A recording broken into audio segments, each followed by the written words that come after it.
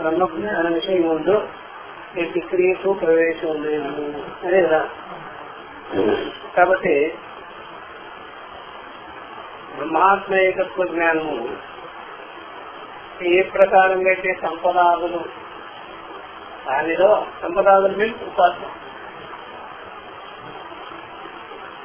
మనసు యందు బ్రహ్మభావన చేసుకోవడం కానీ, సూర్యుడు యందు బ్రహ్మభావన చేయడం కానీ, ఈవెన్ మనసులే బ్రహ్మం అనుకున్నా సరే అహంగ్రహోపాసన చేసినప్పటికీ కూడా అదంతా కూడా వస్తుతంత్రమైనటువంటి బ్రహ్మాత్మ జ్ఞానంగానే కాదు. కాబట్టి అవన్నీ కూడా మళ్ళా సాధన సాధ్యకరమే అయిపోతుంది. అది మళ్ళా క్రియా విశేషమే అవుతుంది. క్రియా విశేషం అయ్యేటువంటి అంతా కూడా అది వికారశీలే అవుతుంది. మళ్ళా అది నిత్యం కాకుండా పోతుంది. మోక్షము నిత్యం కాకుండా పోతుంది. కాబట్టి ఎప్పటికైనా సరే బ్రహ్మమును ఆత్మస్వరూపముగా తెలుసుకోవాల్సిందే గాని అధిష్ఠించుకోవడం గాని, ఉపాసించటం గాని, ఆ ప్రకారంగా పరిణామంగా చూసుకోవడం గాని, సావిగ్రామే విష్ణు బుద్ధిలాగా ఒక అన్యమైనటువంటి విషయములు యందు సూర్యుని పట్టుకొని బ్రహ్మం అనడం, ఒకనొక వస్తువుని నామరూప వస్తువుని పట్టుకొని బ్రహ్మం అని తెలుసుకున్నాడు అని చెప్పి ఇంతవరకు జరిగింది. కాబట్టి బ్రహ్మజ్ఞాన విషయంలో ఎప్పటికీ కూడా ఎలాంటి క్రియకి అవకాశం లేదు. ఎనీ యాక్షన్ దాంట్లో పనికిరాదు.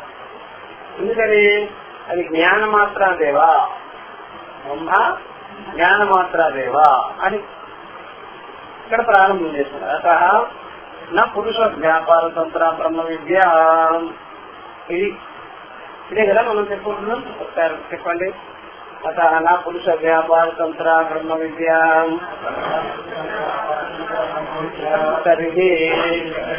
ప్రత్యక్షాన్ని ప్రమాణ విషయ వస్తు జ్ఞాన వస్తుతంత్ర ఏవం భూతస్య బ్రహ్మణః తద్ జ్ఞానస్య చ న కయాసి యుక్త్యాశక్యః కార్యాన్ ప్రవేశః కల్పయితం. ఇది కాబట్టి పురుష వ్యాపారమునకు లోబడింది గానే కాదు బ్రహ్మ విద్య. పురుష వ్యాపారం మీన్స్ మనిషికి ఉండేటువంటి అహంకారము, కర్తృత్వము. ఆ కర్తృత్వం ద్వారా మనిషి కర్మని ఆపాదించుకుంటాడు ఫలం కోసము.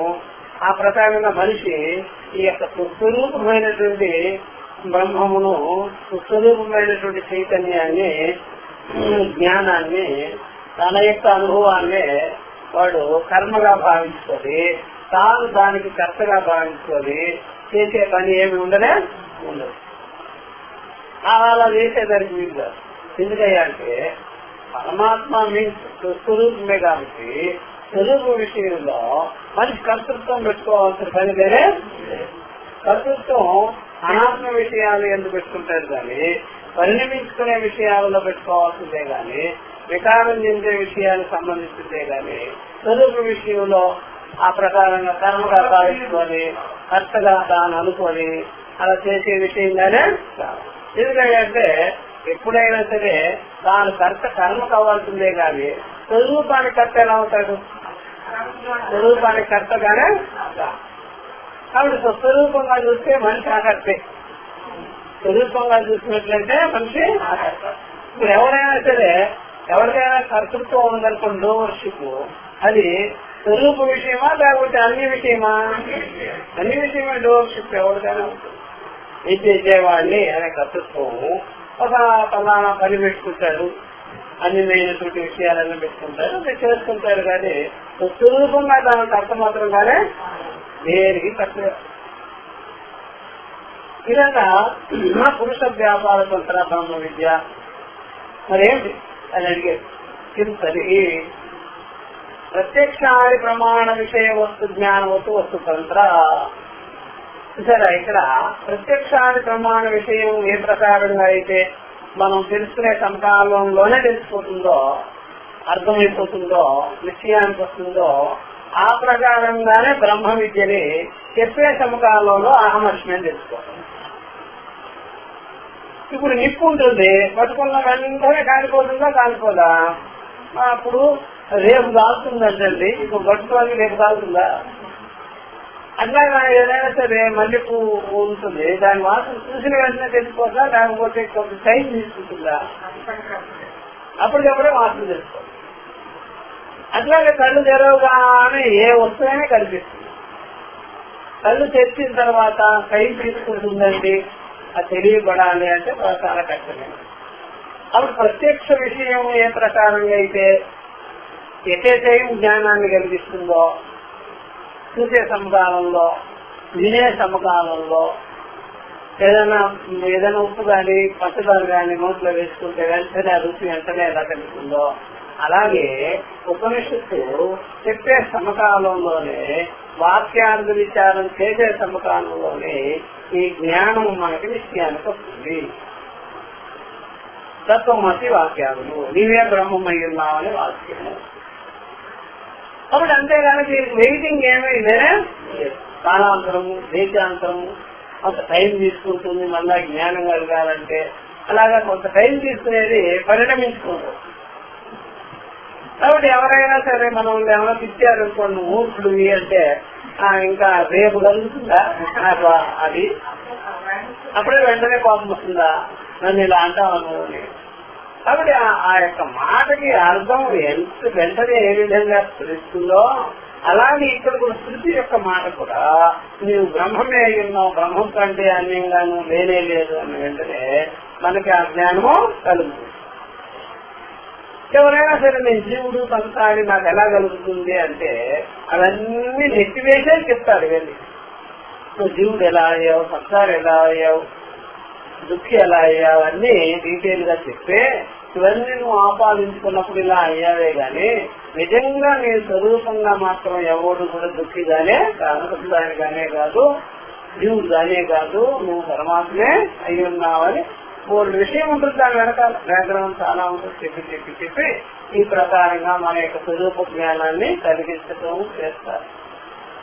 ముందు ఎందుకు అర్థం కాలేదంటే ఆరోపాలన్నీ లేనిపోనివన్నీ ఆరోపాలన్నీ వేసుకొనున్నాం కాబట్టి ఆ ప్రకారంగా మన యథాంతమైన జ్ఞానం మనకి కలగలేదు. అది ప్రార్థన. కాబట్టి ప్రత్యక్షాది ప్రమాణ విషయ వస్తు జ్ఞానం వస్తు తంత్ర. ప్రత్యక్షాది ప్రమాణాల చేత మనం ఏ ప్రకారంగా అయితే తెలుసుకొని వెంటనే మనము ఆ అనుభవాన్ని నిశ్చయంలో తీసుకుంటామో, వెంటనే ఎలాగా తెలిసిపోతుందో అలాగా బ్రహ్మ విద్యా జ్ఞానం కూడా అంతే, శృతి జ్ఞానం కూడా అంతే. శృతి ఇప్పుడు చెప్పే సమకాలంలో ఇప్పుడే అవరు, మీరు కొద్ది రోజులు పడుతుంది ఈ జ్ఞానం పొందేదానికి, అంత చాలా టైం తీసుకుంటుంది, సాధన చెయ్యాలి, మీరు చాలా సాధన చేసిన తర్వాత కలుగుతుంది అని శృతి చెప్పింది. ఆ మాట అయ్యే ఉన్నావని చెప్పిందా, అవుతావని చెప్పిందా? ఈ సంవత్సరం చివరిలో అవుతామని చెప్పిందా, ఇప్పుడే అయ్యే ఉన్నామని చెప్పిందా? ఇప్పుడే ఇక్కడే అయ్యే ఉన్నావు, నీ స్వరూపం ఇచ్చిదే. ఈ సంవత్సరం చివరిలో అవుతావు, నేడు కొడుతుంది అని చెప్పలేదు కదా. ఇంకేదైనా సరే నువ్వు ఈ కర్మ చేస్తే ఫలము వస్తుంది అని చెప్తుంది. ఎక్కడైనా నువ్వు ఈ సాధన చెయ్యి, ఈ యజ్ఞం చెయ్యి, ఉపాసన చెయ్యి, యోగం చెయ్యి, ధ్యానం చెయ్యి, వస్తుంది అని చెప్తుంది. కానీ జ్ఞానం మాత్రం అలా కాదు కదా. ఇప్పుడే ఇక్కడే నువ్వు అయ్యి ఉన్నావు, టెన్త్ అని చెప్పాము, నువ్వు 10వ వాడురా అయ్యున్నావు అంటే వెంటనే వాడికి 10వ వాడు అనే జ్ఞానం కలగాలి. కానీ 10వ వాడు ఎప్పుడు అవుతాను అంటారా? నేను చెప్పింది అనేది నువ్వు అయ్యే ఉన్నావు అని చెప్పారు, అవుతాను అని ఉన్నావా? అలాగా వస్తు తంత్రం అంటే ఉన్నదన్నట్టుగా ఇమ్మీడియట్ గా తెలుసుకునేటువంటిది, వెంటనే తెలుసుకునే జ్ఞానమే కానీ దీనికి ఆలస్యం అనేటువంటిది ఎత్తించదు కూడా లేదా. ఇది ప్రత్యక్షాది ప్రమాణ విషయ వస్తు జ్ఞానంతో వస్తు తంత్ర. ప్రత్యక్షాదులు ఏ విధంగా అయితే చూసి తెలుసుకుంటున్నామో ఆ ప్రకారంగానే చెప్పిన వెంటనే కలిగే జ్ఞానము ఈ బ్రహ్మ విద్యా విషయం అయ్యున్నది. కాబట్టి ఇది మొట్టమొదటి నుంచే వీళ్ళు అలాగా చెప్తుంటారు. మనం ఏమంటాం, నాకు అన్ని బాధలు ఉన్నాయి, కష్టాలు ఉన్నాయి అంటే ఇప్పుడు దానికి చెప్పే ఉంటారు, ముందుగానే చెప్పే ఉంటారు. ఏమని చెప్తారు, నువ్వు బాధలు ఉన్నాయి అంటే నీకున్నాయా లేకపోతే నీకు అసలు రెడీగానే నీకు మొదటి నుంచే బాధలు ఉన్నాయా, ఈ మధ్యలో వచ్చాయా, ఈ మధ్యలో దేని కొరకు వచ్చాయి, దేని వల్ల వచ్చాయి అని అంటారు. నేను దాని వల్ల బాధపడ్డాను, దేని వల్ల బాధపడ్డానంటారు. నీ అంతకు నీకేమైనా బాధ ఉందా చెప్తాను బయట నుంచి. అట్లా శరీర బాధ అనుకోండి, శరీర బాధ నువ్వే చెప్తున్నావు కదా, శరీరం వేరు నువ్వు వేరు కదా, శరీర బాధ అని మనమే చెప్పాం కదా. అలా మనో బాధ చెప్పావు అనుకోండి, మనసు బాధ అని నువ్వు చెప్తున్నావు కదా, కాబట్టి మనసు వేరు నువ్వు వేరు కదా. నాకు ప్రాణం బాధగా ఉంది అని చెప్తే ప్రాణం వేరు తాను వేరు కదా.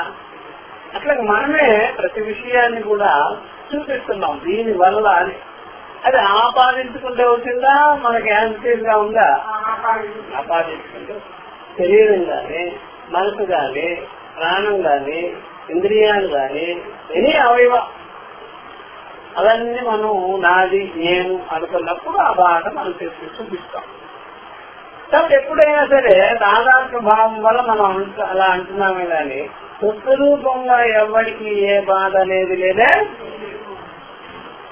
ఏ కష్టాలు ఒక ధర్మాన్ని తీసుకొచ్చి ఇతర ధర్మాన్ని తీసుకొచ్చి ఇతర విషయాన్ని తీసుకొచ్చి మనం కనెక్షన్ పెట్టుకుంటేనే నా కష్టాలు ఉన్నాయి, బాధలు ఉన్నాయి, అవి ఉన్నాయి, ఇవి ఉన్నాయి అని చెప్తాం. నిజానికి మనకి ఎట్లాంటివి అట్లా లేదే ఏవి అసద్ధర్మాలు అవన్నీ అన్యం స్వరూప విషయంగానే కాదు. కాబట్టి ఇవన్నీ చెప్తూ ఉంటారు, చెప్పకుండా వెంటనే చెప్పారు.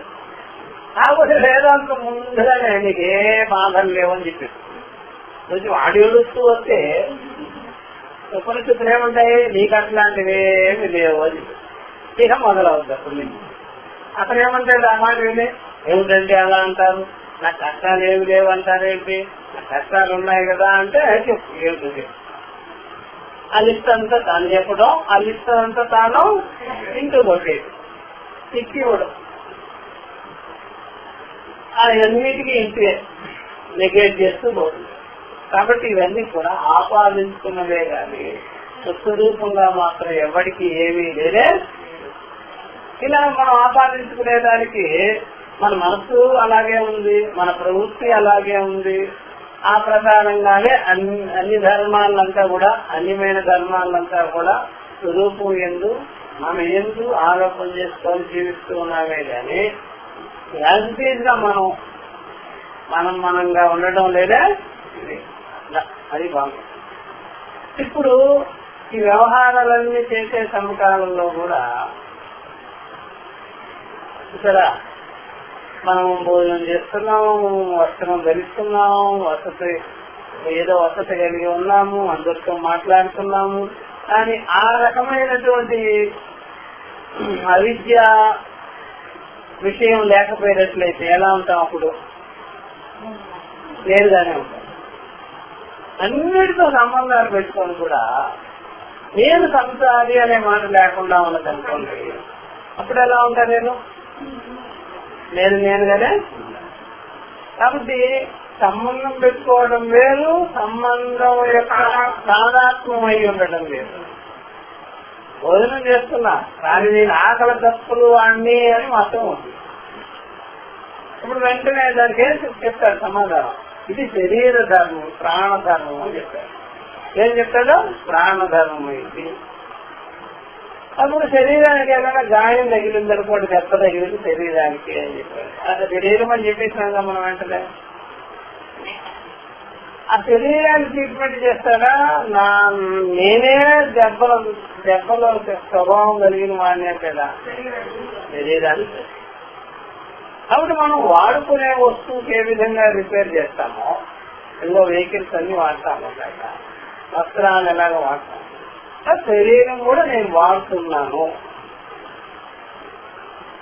శరీరం కూడా వాడుతున్నాను.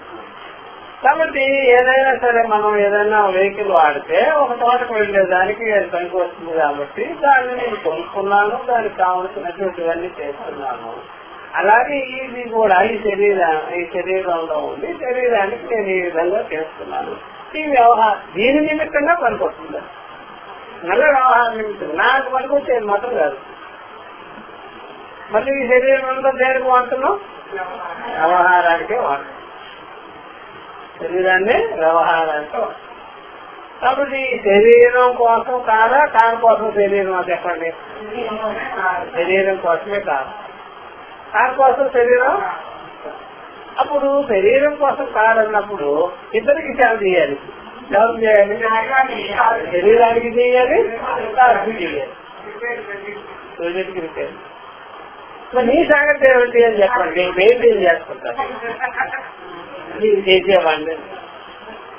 అట్లా భోజన విచారం ఉంటుంది, అన్ని లాగి బయట పెడతారు వాళ్ళు. చివరికి నేను అసంగంగా ఉంటుందే ఇలాంటి వాటితో సంబంధాలు పెట్టుకొని ఉంటున్నాను అని తెలుస్తుంది. అప్పుడు బ్యాలెన్స్ గా ఉండడం. ఈ జ్ఞానం కలిగించుకున్నవాడు ఎలా ఉంటాడు? బ్యాలెన్స్ గా ఉంటాడు, చేస్తూ ఉంటాడు, చేయని వాడు. కుర్రన్నపి నలిపి చేతిరాతని చేయని వాడు. ఇవన్నీ కలిగి ఉన్నా సరే అసంగమైన వాడు. ఈ బ్యాలెన్స్ గా ఉండే జ్ఞానమే వివేక జ్ఞానం అంటారు. ఏమంటారు? ఈ బ్యాలెన్స్ జ్ఞానం లేదనుకోండి ఎవరికైనా ఈ జగత్తులో ఇంకా గొప్ప అయిపోతాడు, ఇంకా చిక్కే. కాబట్టి అదే మనం చూస్తుంది ఉపనిషత్తుల్లో ఉపదేశాల కార్యక్రమం అంతా అదే. నువ్వు చాలా బ్యాలెన్స్ గా ఉండాలి, వివేకంతో ఉండాలి, సాధారణ భావం లేకుండా ఉండాలి, చేసిన వాడు అవ్వకూడదు కదా, చేసిన వాడు అవ్వకూడదు, చేతులకి ఏది అందించుకోకుండా ఉన్నట్టుగా ఉండాలి. అట్లా మనసుని వాడు, శరీరాన్ని వాడు, దేనికి అంటుకోకుండా ఉండు. సో విషయం కాదు కదా ఇది. ఇప్పుడు ఎవరికైనా డాక్టర్ గారు ఆపరేషన్ చేస్తారనుకోండి, ఆ బ్లడ్ అంతా చేతికి అందుకుంటుంది అనుకోండి, అప్పుడు ఇప్పుడు చికెన్ వెళ్ళినట్టుగా దాన్ని నాకే అయింది కదా, కాదు కదా, చికెన్ వంటకు తిన్నాడు కదా బాగా, అలా దీనికి కూడా నాకే అయింది కదా. కలుస్తుంది, రోజులు ఆల్రెడీ వేసుకోవాలి, కడిగేసుకోవాలి శుభ్రంగా. అట్లా ఈ వ్యవహారం అంతా అది ఎన్ని చేసినా అది వివేకం కలిగించుకోవాలి. బుద్ధికి చేతులకు గ్లౌజులు ఎలాగో బుద్ధికి వివేకం, గ్లౌజులు బుద్ధికి ఏముండాలి? వివేకం అనేది బ్యాలెన్స్ లాగే పెట్టుకోవాలి, చెయ్యాలి అని చెప్పడం అన్నమాట. ఇట్లాంటివన్నీ గీతలో ఒకటానుకోట్లు యుక్తులు ఉన్నాయి, లాజిక్స్ అన్ని ఉన్నాయి. ఇలా కలిగించుకుంటే జ్ఞానం కలుగుతుంది. ఈ ప్రకారంగా ఏవం భూతస్య బ్రహ్మణ తది జ్ఞానస్య, ఈ ప్రకారంగా స్వరూపమైనటువంటి బ్రహ్మము భూతస్య మీద సిద్ధస్య, సిద్ధమైనటువంటి బ్రహ్మణ. సిద్ధం అనేది సాధ్యమా సిద్ధమా? సిద్ధం. స్వరూపమైనటువంటి సిద్ధమైనటువంటి బ్రహ్మము తద్ జ్ఞానస్య, దాని యొక్క జ్ఞానము అంటే బ్రహ్మ జ్ఞానము నా కయాచిత్ ఏ రకంగా కూడా, ఏ ప్రకారంగా కూడా, ఏ విధంగా కూడా ఏ యుక్తులు ఏ లాజిక్ అయినా వేసుకొని మీరు కార్యాన ప్రవేశ కల్పయితం చేయటకు వీలు కాదు. ఎలాంటి కార్యాన్ని, ఎలాంటి యాక్షన్ ని, ఎలాంటి కర్మని, ధ్యానాన్ని గాని, దాన్ని గాని, దీన్ని గాని దీనిలో ప్రవేశపెట్టేదానికి వీళ్ళే ముందుగానే చెప్పారు కదా. సిద్ధమైన భూతస్య బ్రహ్మణ, భూతస్య మీన్స్ సిద్ధస్య. కాబట్టి సిద్ధస్వరూపమైన మన స్వరూపమే అయినటువంటి బ్రహ్మము మరి ఏ ప్రకారంగా కూడా దానిలో ఏ రకమైనటువంటి కార్యాన్ని, కర్మని ప్రవేశపెట్టే పని లేదే లేదు.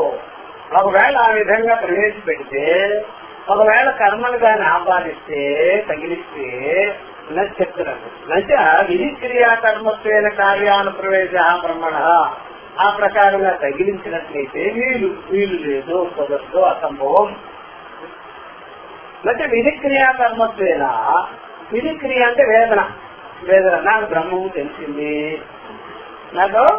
తెలిసింది, నా మనసు విషయమైంది, నాకు అర్థమైపోయింది, నాకు ఈ విధంగా నాకు భావించుకున్నాను నేను అని వేదన క్రియకి విషయమైనట్లయితే నేను నాకు వేదన అయిపోవడం ఏంటి, వేదన అనుభవం అయిపోవడం ఏంటి?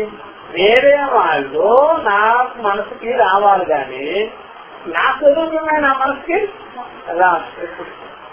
నా స్వరూపమే నా మనసుకి కదా. ఎప్పుడైనా సరే చాక్లెట్ లేదు కాబట్టి నా నాలుగునే నేను సంపరించుకుంటారా? అలా లేదు కదా, అది బాగుంటుంది. అందువల్ల ఎప్పుడైనా సరే వేదన క్రియకి విషయమయ్యేటువంటిది కూడా గానే. అందుకనే నేను ఎప్పుడైనా సరే ఏకాంతంలో కూర్చున్నా సరే వేరే వాళ్ళ గురించి ఆలోచిస్తూ ఉంటానే గాని, నా శరీరం గురించి ఆలోచిస్తుంటానే గాని, నా ముఖం గురించి ఆలోచిస్తుంటానే గాని, నా వస్త్రాల గురించి, బంగారం గురించి, డబ్బుల గురించి ఆలోచిస్తానే గాని, మనసు గురించి ఆలోచిస్తానే గాని, సులభంగా నా ఆలోచన ఏమైనా ఉంటుందా? ఏదైతే నాది అని తీసుకుంటుందో అది ఆలోచనలకు వస్తాయే గాని నేను అనేటువంటిది ఆలోచనకు రాలే. ఎందువల్ల? నేను ఆలోచనకు వచ్చింది అనుకోండి, అప్పుడు ఇంకొక నేను ఉండాలి, కాబట్టి నేను ప్లస్ నాది ఈక్వల్ టు నేను ఇది అవుతుందే గాని నేనే ఆలోచనకు రాదు, నాది అనేదే ఆలోచన. కాబట్టి నేను మీద నాది ఆపాదింపబడి ఉండాలి. అప్పుడు ఆ నాదిని నేను ఆలోచన చేస్తానే గాని నేనే ఆలోచనకు వచ్చినట్లయితే ఎవరు ఆలోచన చేయాలి? చూసారా? కాబట్టి నిప్పు వేరే విషయాలు కాలుస్తుందే గాని నిప్పు తను తాను కాల్చుకుంటుందా? ఎలా మీలో ఉంది? తను తాను నిప్పు కాల్చుకుంటుందా? అది నిప్పే కదా. కాబట్టి ఎప్పుడైనా సరే నేను అనేటువంటిది కేవలం నేను, కేవలం నేను, దానిలో ఎలాంటి ఆలోచనలు పుట్టనే పుట్టవు. నాది అనేటువంటిది మీకు ఉంటే అప్పుడు ఆలోచనలు ఉంటాయి. మీకు ఆలోచనలు వచ్చిందంటే అహం సంసారి అనే భావన మీలో ఉండాలి, నేను జీవుడు అనే భావన మీలో ఉంది.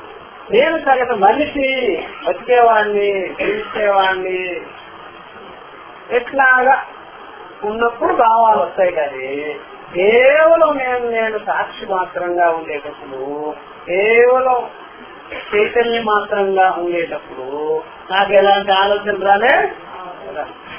కాబట్టి నాకు ఆట విచారం చేస్తున్నటువంటి వాడు వివేకి అయిన వాడు ఉన్నాడే, మీకు ఏమైనా ఆలోచనలు వచ్చిందంటే దేని గురించి అని అంటారే, దేని గురించి అని అంటారు. ఆ దేని గురించి కాదండి, నీ గురించే. అంటే నా గురించి అక్కడ శరీరమా అంట, ప్రాణమా కాదు, మనసా కాదు కాదు, అదేమి లేకుండా మీ గురించి మీకు అది అక్కడేముంది ఏం కాదు. అది ఎలా ఉంటుంది? ఎప్పుడైనా సరే మీరు బాగా చూసుకోండి, కేవలం వెలుతురుంది అనుకోండి, ఆ వెలుతురులో మీరు ఏం చూసినారు? వెలుతురు ఏం చూస్తారు? ఏముండదు. కేవలం చీకట్లో ఏం చూసినారు మీరు? అక్కడ ఏం చూసే పని. వెలుతురులోనూ మీరేం చూడలేదు. ఎందుకని?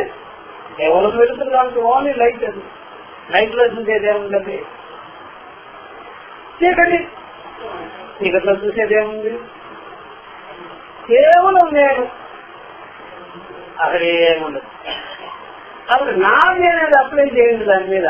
నేను దేహం ఉండేవాడిని, మనసు ఉండేవాడిని, ప్రాణం ఉండేవాడిని, సంబంధ బంధాలు ఉన్నాయి నాకు అన్నప్పుడు ఆలోచనలన్నీ చెత్తగా పుడుతుంది, చాలా వస్తుంటాయి. కనుక దానిలో ఆలోచనలేమే. అందువల్ల మనకు ఆలోచనలు వచ్చాయి అంటే, మనకి ఏదన్నా అనిపించాయి అంటే ఇంకొక దాన్ని పెట్టుకోనా, ఏమీ లేకుండానా?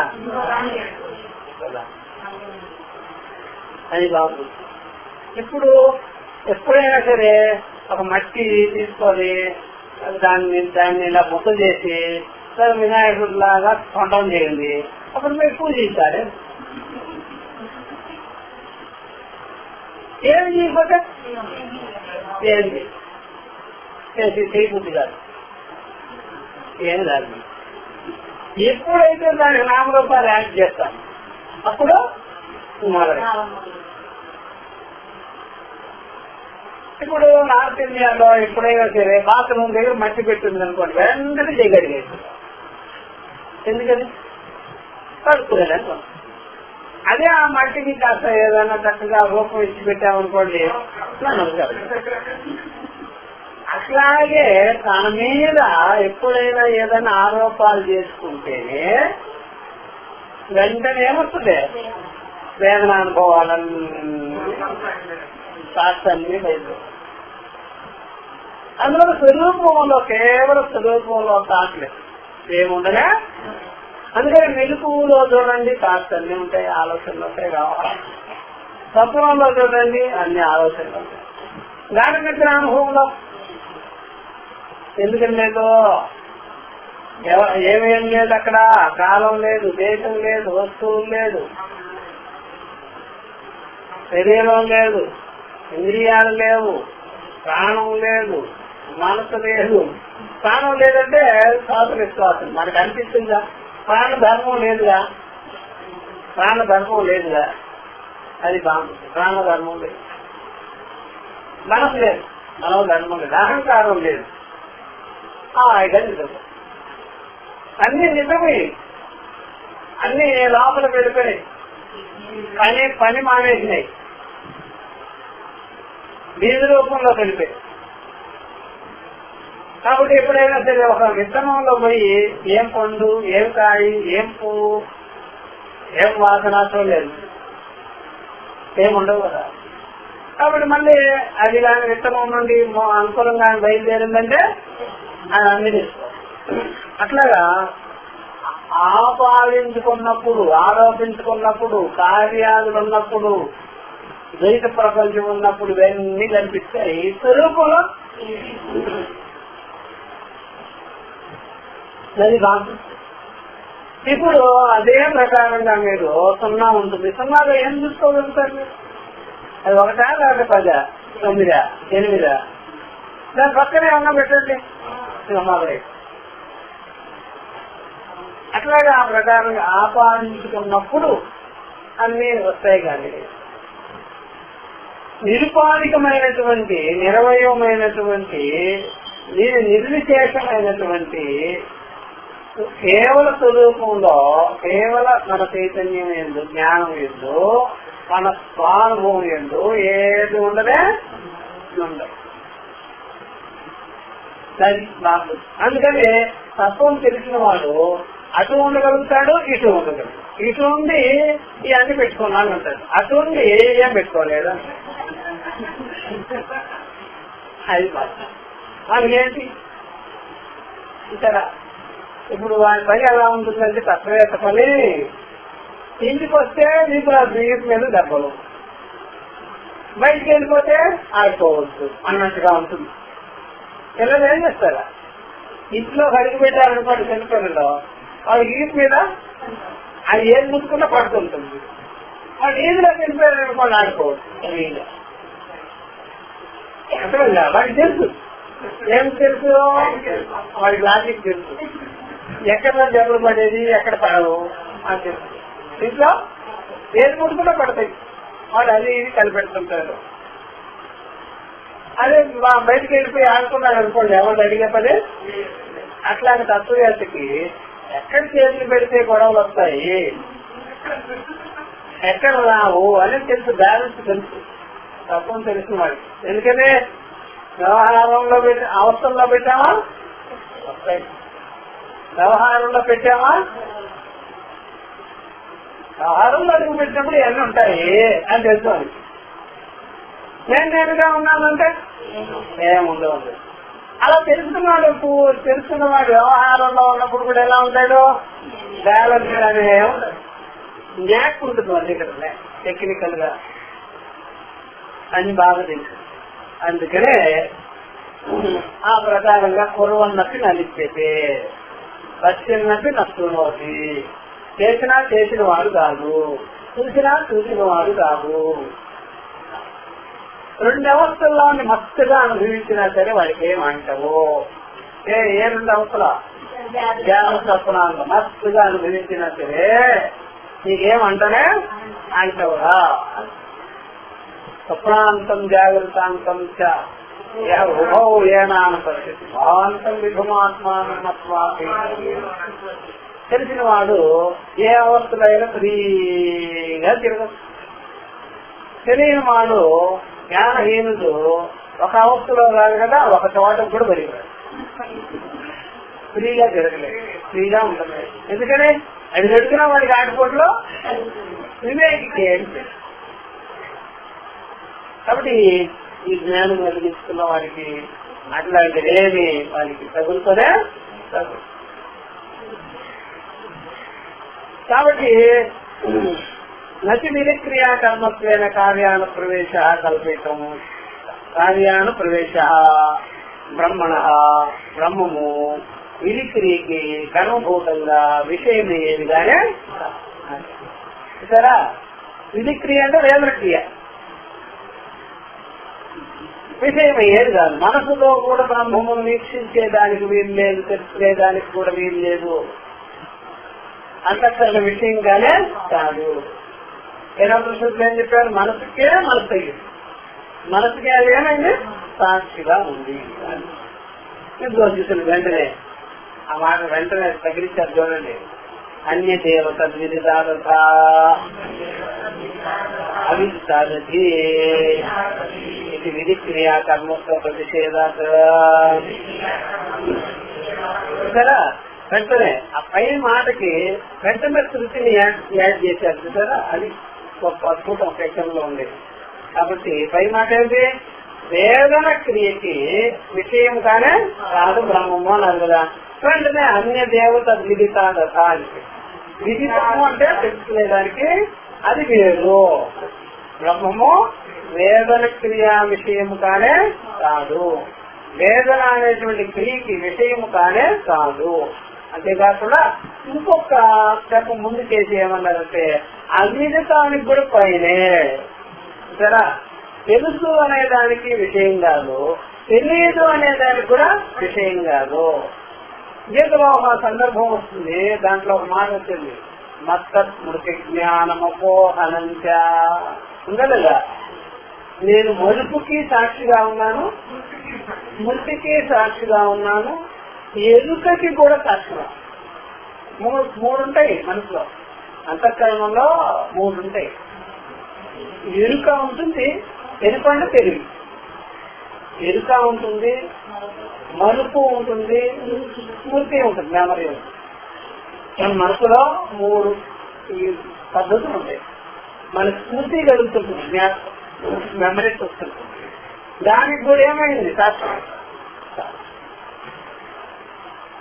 తర్వాత ఎరుక ఉంటుంది, నాకు తెలుస్తుంది, నాకు అర్థమవుతుంది, నా అనుభవంలో ఉంది, నాకు తెలుసు అని చెప్తుంటారు కదా. దానికి కూడా అదేమైనా ఉంది సాక్షి. నేను మర్చిపోయాను, దానికి కూడా ఏం కావాలి? ఆత్మ సాక్షి కాబట్టి, బ్రహ్మము సాక్షి కాబట్టి, ఈ అంతఃకరణంలో ఉండే ఈ మూడు పద్ధతులకి అది విలక్షణంగా ఉంది కాబట్టి అంతఃకరణానికి ఆ రకంగా మనకి తెలియబడిపోతుంది. సరే, అంతఃకరణానికి మించి ఇంకొకటి లేకపోతే అంతఃకరణం ఎలా ఉంటుంది? ఎక్కడ వేసింది అక్కడే. ఇప్పుడు ఎప్పుడైనా సరే చిన్న జోబీ నుండి డబ్బులు కనబడిపోయింది అనుకోండి, చిన్న జోబీ పడిపోయింది అని చెప్తుందా? నేను చెప్పాలి, ఎవరో నేను చెప్పాలి. లేదంటే ఒక వస్తువు పైన పెడితే అది కింద పడింది అనుకోండి, ఆ అనుమానం చెప్పేస్తుందా? మనమే చెప్పాలి.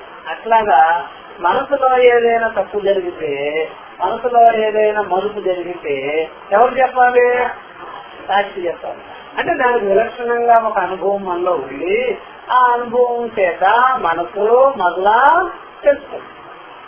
మర్చిపోయాను అనేవాడు వెంటనే ఏకాగ్రతగా నిలబడి అనుభవంగా ఉండి ఒక్కసారి ఆలోచన చేశాడనుకోండి, వెంటనే ఎక్కడ పెట్టాను వస్తువు, ఎప్పుడు మర్చిపోయాను అని బయట.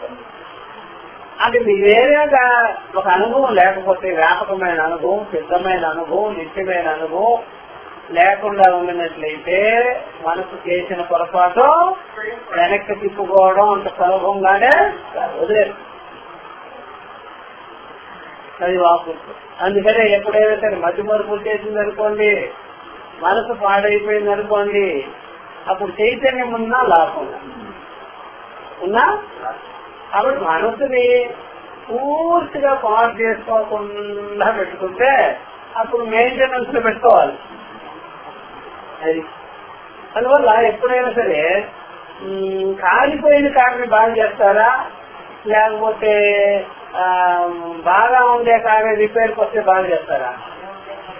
అట్లాగే మనసు కూడా బాగా ఉన్నప్పుడే దానికి ఇలా ఎత్తు తక్కువలు వచ్చినప్పుడు బాగు చేయగలుగుతాను. కానీ పూర్తిగా ధ్వంసం చేసేస్తుంటే మాత్రం ఇట్లాగా విదితానికి కూడా వేరుగా ఉంది, అవిదితానికి కూడా వేరుగా ఉంది. తెలియదు అనే దానికి సాక్షి, తెలుసు అనే దానికి కూడా సాక్షిగా ఉంది. కాబట్టి అలాగ సాక్షి స్వరూపము సరే వేదన క్రియ జన్యంగానే కాదు, వేదనకి విషయం కాదు. అందువల్ల వేదన కర్మని నిషేధం చేశారు, నిషేధం చేస్తారు. ఇది విధిక్రియా కర్మకు ప్రతిషేధాలు నిషేధం చేశారు.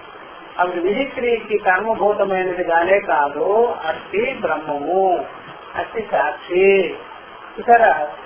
అందుకనే ప్రతిషేధాలు అని చెప్పేసి ఇంకో ముందు పెడుతున్నారు. ఏనేదం సర్వం విజానాతి ఏన విజానీయాత్ ఇది తథా ఉపాస్య క్రియా కర్మత్వ ప్రతిషేధః అపి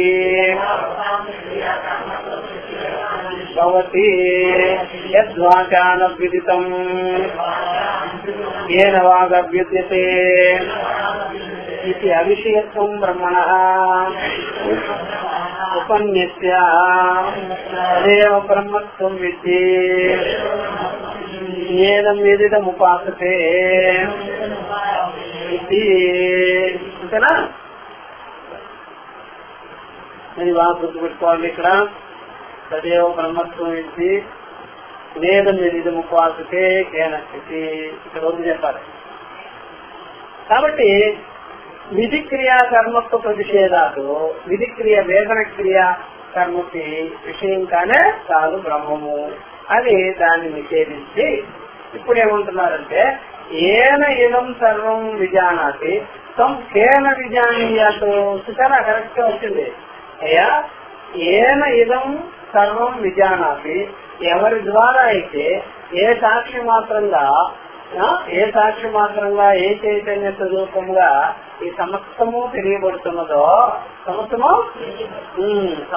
తెలియబడుతుందో ఎప్పుడైనా సరే దాన్ని గుర్తుపెట్టుకోవాల్సింది.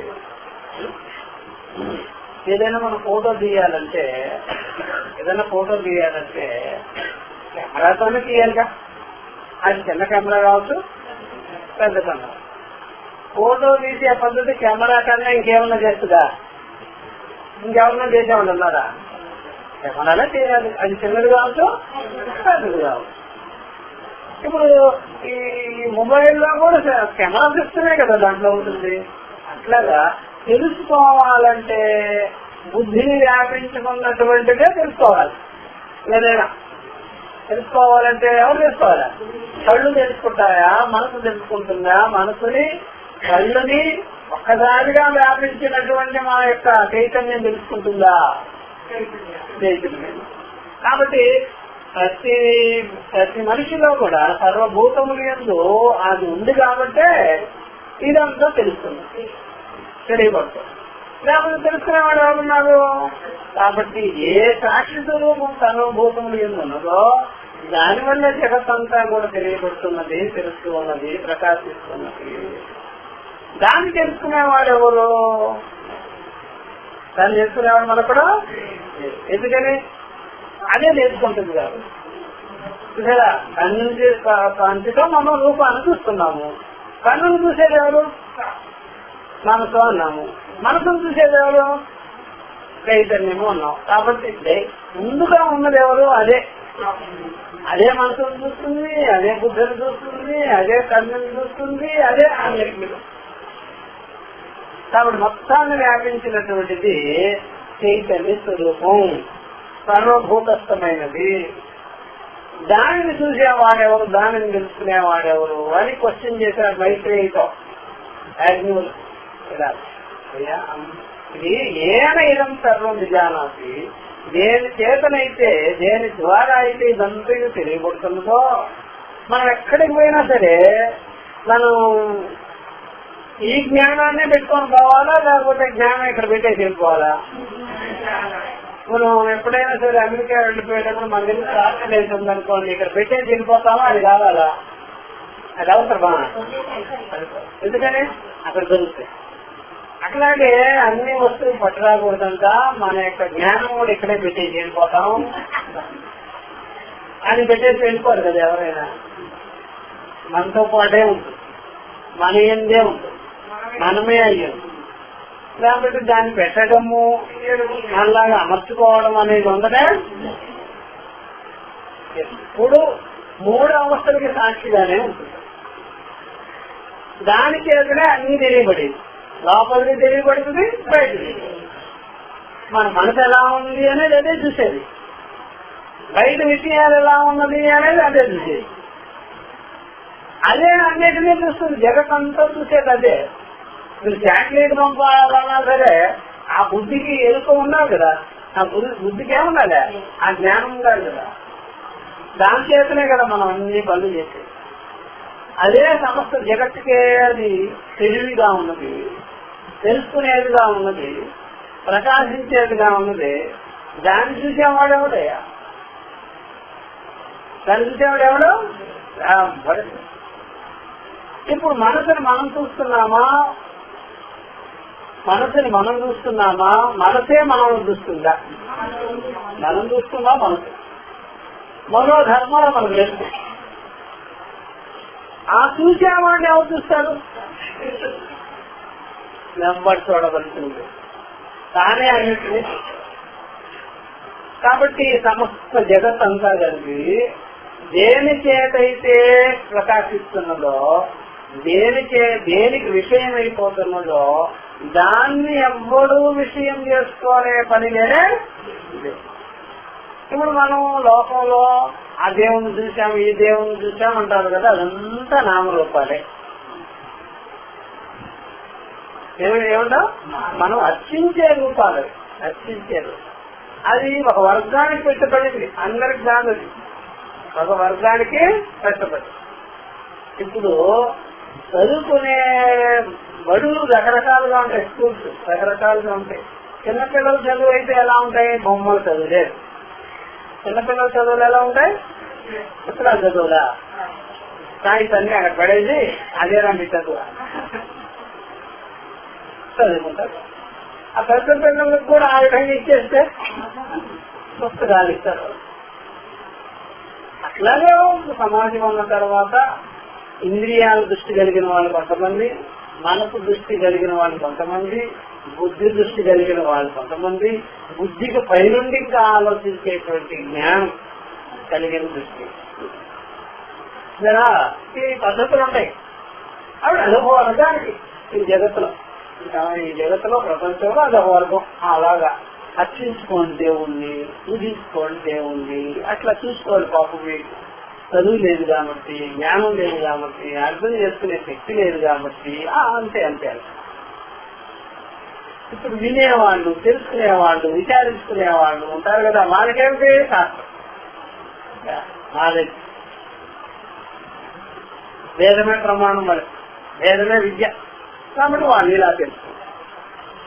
ఇలా గురువు చెప్తే దాన్ని బాగా చూపిస్తారు. దీనికి కొన్ని సబ్జెక్టులన్నీ పెద్దలంతా చెప్పి పెట్టారు ఆల్రెడీ.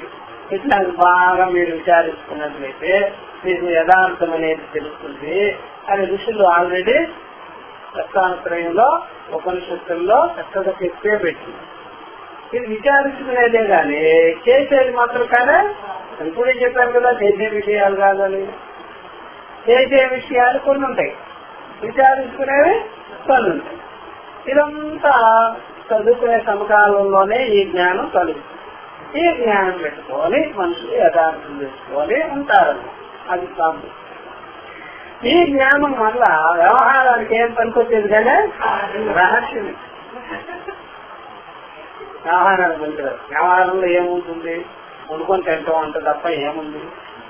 ఇదేమో రహస్యం. ఆ జ్ఞానంతో ఈ బ్యాలెన్స్ చేసుకుంటాం. మనకు తెలియకుండా బ్యాలెన్స్ అయిపోతున్నాం లేదా. అది ఎట్లాగా అంటే వ్యవహారంలో ఉండేటప్పుడు ఇది నాది, ఇది నిత్యం, ఇది లేకపోతే నేను బతకను అని అనుకుంటుంటాడు. ఈ జ్ఞానం కలిగిన తర్వాత ఆ మాట్లాడడం వెళ్తా. ఈ జ్ఞానం కలగనప్పుడు ఏమంటుంది కూడా అది ఇది లేకపోతే బతకం అదే. ఇప్పుడు ఈ జ్ఞానం కలిగిన వెంటనే పదపోలేదే, అదేం పెద్ద విషయం కాదు బా అని సింపుల్ చేసుకుంటారు. జగత్తులంతా సింప్లిసిటీ చేసేస్తారు. అది పెద్ద విషయం కాదు, సత్యం ఏం కాదు. కాబట్టి జగత్తులో ఏది జరిగినా కానీ గాబరా పడ్డారు. అప్పుడు ఇది బయటికి తెలియకుండానే నేను పని చేస్తుంది. ఇదివరకు జగత్తు పట్ల మీకు ఎలా ఉండేది, ఇప్పుడు ఎలా ఉండేది తెలుసుకోదు. ఇది వరకు వాడికి పులులు, నక్కలు, సింహాలు అవి ఉండేటట్టుగా కనిపించేది జగత్తు. ఇప్పుడు అదేం లేదు. అలాగే మైండ్, ఇది వరకు మైండ్ ఎలా ఉండేది, భయంకరమైనటువంటి ఆలోచనలు అవి ఇవి గందరగోళం అంతా ఉండేది. ఇప్పుడు కదా. ఇది వరకు మైండ్ లో మీరు ఎలా ఉన్నారు, ఇప్పుడు మైండ్ లో మీరు ఎలా ఉన్నారో తెలుసుకోవాలి జ్ఞానం వల్ల. ఇది వరకు ఎలా ఉండేది, అవన్నీ ఉండేది, ఆలోచనలు రకరకాలు ఉండేది. ఇప్పుడు ఆలోచనలన్నీ కథం, ఏమి లేదు. అట్లయితే ఏమి నేనే ఉన్నా, నాకంటే అందమైన వస్తుందేనా లేదు. జ్ఞానం ఇది. కాబట్టి ఏన ఇదం సర్వం విజానాపి, గీతలో ఈ ఏనా పదం ఒక చోట వస్తుంది. ఏన ఇదం అనేది గుర్తుపెట్టుకోవాలి. ఎక్కడ వస్తుంది? 2వ అధ్యాయంలో ఏన సర్వం ఇదం తతం, ఏన సర్వం ఇదం తతం, ఇదంతా ఎవరి ద్వారా వ్యాపింపబడినదో తద్విధి, దాన్ని తెలుసుకోవాల్సిన. ఎవరి ద్వారా ఇదంతా వ్యాపింపబడి ఉన్నదో, ఎవరి ద్వారా? ఆత్మన, మన స్వరూపం చేతనే ఇదంతా కల్పింపబడి ఇవన్నీ తయారు చేయబడి చూసుకుంటాం. అలా పంచభూతాలను కూడా ఐడెంటిఫై చేసేది ఎవరా? ఏం చేయాలి, నేను వాడుకోవాలి. కాబట్టి ఏన సర్వమిదం తతం, ఏన ఇదం సర్వం విజాన. ఎవరి ద్వారా అయితే, ఏ సాక్షి ద్వారా అయితే, ఏ ఆత్మ ద్వారా అయితే, ఏ బ్రహ్మంకి అయితే ఇదంతా తెలియబడుతుందో తమ్ కేన విజానీయాదు, అట్టి బ్రహ్మమునే ఎవరు తెలుసుకుంటారు, అట్టి ఆత్మనే ఎవరు తెలుసుకుంటారు, అట్టి స్వరూపాన్ని ఎవరు తెలుసుకోగలుగుతారు, ఎవరున్నారు? అన్నిటికీ సాక్షి తానే కదా. సార్ అన్నిటికీ సాక్షి తానే కదా. దీనికి సింపుల్ దృష్టాంతాలు ఎప్పుడైనా చేయాలంటే మన దగ్గర పెట్టుకోవాలి. ఎప్పుడైనా దృష్టాంతాలు ఉండాలి, యుక్తిని పొందించాలి. నిప్పే అన్నింటికి కాలుస్తుంది, ఆ నిప్పి కాల్చేవాడెవరు? సరే అట్లాగా నిప్పే అన్నింటినీ కాల్చుతుంటే ఆ నిప్పులు కాల్చేవాడెవరయ్యా? అట్లాగే అన్నిటినీ తెలుసుకునేటువంటి సాక్షి స్వరూపమే. ఈ సాక్షిని తెలుసుకునేవాడెవరు? మనసు తెలుసుకుంటుందా, బుద్ధి తెలుసుకుంటుందా? బుద్ధికి ముందే ఉంది, మనసుకు ముందే ఉన్నది. అదే దీన్ని ప్రకాశించుకోవాలన్నది. దానికి ఇది ప్రకాశింపబడుతుందా? ఇది అనుభాత స్వయం భాష, స్వయం భాష. ఇవన్నీ మిగిలినవన్నీ సూర్యుడు, చంద్రుడు, నక్షత్రాలు అన్ని కలిపి అనుభాత అనుసరించుకొని ప్రకాశిస్తుంది. ఇది స్వయంగా ప్రకాశిస్తుంది. ఏది మన బుద్ధి ఎందుకు ప్రకాశితమవుతున్నటువంటి తేజస్సు. కాబట్టి నేను చూస్తే సూర్యుడు అన్నాడు, నేను చూడకపోతే సూర్యుడు ఉన్నాడా? ఎవరు చెప్తారన్నమాట? ఎవరైనా చెప్పాలంటే తాను మేలుకొని ఆ మెలుకులో చంద్రాదులు చూడాల్సిందే కానీ తాను మేలుకోకుండా ఎవరు చూస్తాడు? ఎవరు చూసేవాడు? కాబట్టి ఎప్పుడైనా సరే తానుండి ఇవన్నీ ప్రకాశించాలి కానీ తన్ను ప్రకాశించేవాడు ఎవరు? అది బాగుంది. నిజానిత్తం కేన నిజాన్ని ఉదాహరణకి 2, 4, 14 చెప్తున్నారు. ఉపాస్య క్రియాకర్మత్వ ప్రతిషేధ భవతి. ఈ ఇట్లా చెప్పడం వల్ల ఈ ప్రకారంగా మనం తెలుసుకోవడం బట్టి ఉపాస్య క్రియ, ఉపాస్య అంటే ఉపాసన క్రియ, ఉపాస్య క్రియ ఉపాసన క్రియ, ధ్యానము, ఉపాసన, సాధన, ఇవన్నీ ఉపాస్య క్రియ. అంటే మనం ఏదైతే మానసికంగా చేస్తున్నామో క్రియలు, ఆ క్రియలన్నీ నిషేధింపబడ్డాయి ఆత్మయుడు. అవన్నీ బయటికి చేయగానే అవన్నీ స్వరూప విషయాల పనికి రావు. అది బాగుంది కదా. ఉపాసన క్రియాకర్మత్వ ప్రతిషేధ భవతి. ఈ ప్రకారంగా ఉపాసన క్రియను కూడా నిషేధం చేయడం జరిగింది. అందుకని ఇక్కడ యద్వాచానుద్విదితం. సరే, అందుకే ఎప్పుడైనా సరే బ్రహ్మసూత్రాల ముందుగా ఇవన్నీ ఉపనిషత్తులన్నీ బాగా వంటపట్టి ఉంటేనే బ్రహ్మసూత్రాల్లో ఇవన్నీ సూచిస్తారు కాబట్టి తెలుసుకోవచ్చు. సరే, అచ్చుసారి వాడారు వాళ్ళన్నీ కాబట్టి అసలు కారణం. కాబట్టి యద్వాచానుద్విదితం ఏన బాగా అభ్యుదితే అదేవ బ్రహ్మత్వం విద్య అని చెప్పారు. అది జరిగింది కానీ వరకు యద్వాచ ఏ బ్రహ్మమైతే ఏ సాక్షిత్వ రూపం నుండి వాక్ ప్రకాశిస్తున్నదో అట్టి వాక్కు బ్రహ్మమును ప్రకాశింపజేయాలనే సరే తానుండి చైతన్య మాత్రంగా తన చేత వాక్కు పలకాలి కానీ వాక్కు ద్వారా బ్రహ్మము పలకబడదు, బ్రహ్మమును చూపించదు వాక్కు అని.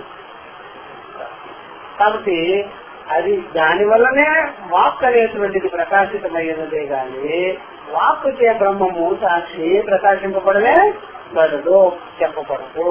తమ్మిన వాగదు. అదే వాక్కు చేత ప్రకాశింపబడేది కాదు, దాని చేతనే వాక్కు ప్రకాశింపబడింది. ఇది అతిశయత్వం బ్రహ్మణ ఉపన్యస్య. కాబట్టి ఈ రకమైనటువంటి మనోక్రియకు గాని వాక్ క్రియకు గాని ఇతర క్రియలకు గాని బ్రహ్మము స్వరూపమైనటువంటి బ్రహ్మము చైతన్యము విషయముగానే కాదు అని చెప్పి ఇతర అవిషయత్వం బ్రహ్మణ ఉపన్యస్య ఇలా చెప్పి అదేవ బ్రహ్మత్వం విద్ది, అదే బ్రహ్మమును తెలుసుకో, చేసేవాని యొక్క స్వరూపమే బ్రహ్మమును తెలుసుకో, తెలుసుకునేవాని స్వరూపమే బ్రహ్మమును తెలుసుకో, మాట్లాడేవాని యొక్క స్వరూపమే బ్రహ్మమును తెలుసుకో. చెప్పబడేది బ్రహ్మము కాదు, తెలియబడేది బ్రహ్మము కాదు, ధ్యానింపబడేది బ్రహ్మము కాదు, ధ్యాత యొక్క స్వరూపమే బ్రహ్మము. అదేవ బ్రహ్మత్వం ఇది నేదం ఉపాసన. ఏదైతే నువ్వు చేస్తున్నావో అది మాత్రము ఉపాసన క్రియా విషయం మాత్రం బ్రహ్మముగానే కాదు అని నెగేట్ చేశారు. ఇవన్నీ ఎందుకు చెప్తున్నారు? బ్రహ్మము ఎందుకు ఎలాంటి క్రియలు లేవు, ఎలాంటి క్రియా విషయాలకు విషయం అయ్యేది కానీ కాదు అని నెగేట్ చేశారు. నెగేట్ చేసిన వెంటనే మనం విచారించే సమకాలంలో వినే సమకాలంలో సుస్వరూప జ్ఞానం కలిగించుకోవాలా, లేకపోతే అదేదో సాధన విషయం అని తెలుసుకోవాలా? స్వరూప విషయాన్ని స్వరూపమే అయ్యున్నది అని తెలుసుకోవాలి. తెలుసుకున్న వెంటనే మీకు కొంత గొడవ తగ్గుతుంది. ఎందుకు ఏం గొడవ తగ్గుతుందో చెప్పండి చూద్దాం. ఇదివరకు పరిగెత్తేవాళ్ళు కదా, ఆ సాధన చేయాలి, సాధన చేయాలి, ఆ గుహలో కూర్చోవాలి, హిమాలయాల్లో కూర్చోవాలి, ఇంకేదో చెయ్యాలి, పొందాలి అనేది తగ్గిపోయి నేనయ్యే ఉన్నానంటే కాము. దేవుని చూడలేకపోయాను నేను, చాలా మంది జ్ఞానము అట్లాంటివన్నీ తగ్గుతుంది. అవన్నీ మన విషయం కాదు అదంతా బయట వాళ్ళు